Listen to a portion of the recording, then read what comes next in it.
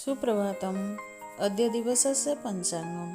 अद्य श्री श्वेतवराहकल्पस्य वैवस्वतः मन्वन्तरः द्वितीयपरार्ध दक्षिणायन हेमन्त ऋतु कार्तिकमासस्य कृष्णपक्ष षष्ठीतिथि सौम्यवासरश्च युगाब्ध त्रिविंशत्यधिकम् एकपञ्चाशत्शतं विक्रम संवत् अष्टसप्तत्यधिकं द्विसहस्रम् अक्टोबर मासस्य सप्तविंशतितारिका। अद्य दिवसः सर्वेषां कृते मङ्गलमय भवतु इति विभुपदारविन्दयोः विनम्र प्रार्थना। धृतराष्ट्र ଓ ପଣ୍ଡୁମାନଙ୍କର ପୁତ୍ରମାନଙ୍କୁ ଆଚାର୍ଯ୍ୟ ଦ୍ରୋଣ ହସ୍ତିନାପୁର ରାଜ୍ୟ ସୀମାରେ ସ୍ଥାପିତ ଗୁରୁକୁଳ ଆଶ୍ରମରେ ଶିକ୍ଷା ଦେଉଥିଲେ।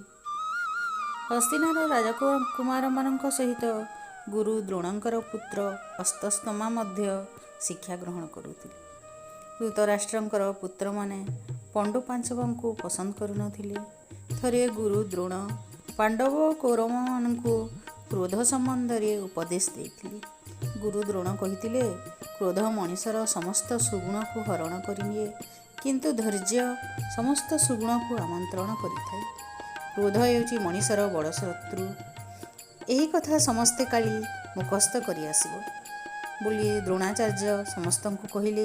ପରଦିନ ସମସ୍ତେ ଏହା ମୁଖସ୍ଥ କରି ଗୁରୁଙ୍କ ଆଗରେ କହିଲେ, କିନ୍ତୁ ଏହା ଯୁଧିଷ୍ଠିରଙ୍କର ମୁଖସ୍ଥ ହୋଇନଥିଲା। କହିଲେ, ଏହିଭଳି କିଛି ଦିନ ବିତିଗଲା ପରେ ସେ କହିପାରୁନଥିଲେ। କୌରବ ପୁତ୍ରମାନେ ତାଙ୍କୁ ଏଥିପାଇଁ ପରିହାସ କରୁଥିଲେ। ତଥାପି ସେ ଧୈର୍ଯ୍ୟହରା ହୋଇନଥିଲେ। କିଛି ଦିନ ପରେ ସେ ଗୁରୁ ଦ୍ରୋଣଙ୍କୁ କହିଲେ, ଆଜି ମୁଁ ଆପଣଙ୍କର ଉପଦେଶକୁ ଗ୍ରହଣ କରିପାରିଛି ଗୁରୁଦେବ।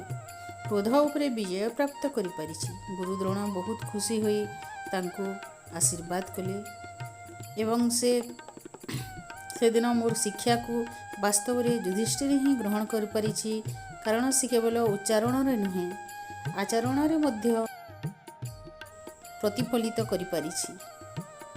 ଗୁରୁ ଦ୍ରୋଣାଚାର୍ଯ୍ୟ ଯୁଧିଷ୍ଠିରଙ୍କୁ ଆଶୀର୍ବାଦ ଦେଲେ। ଧନ୍ୟବାଦ। ଭାରତ ମାତା କି ଜୟ।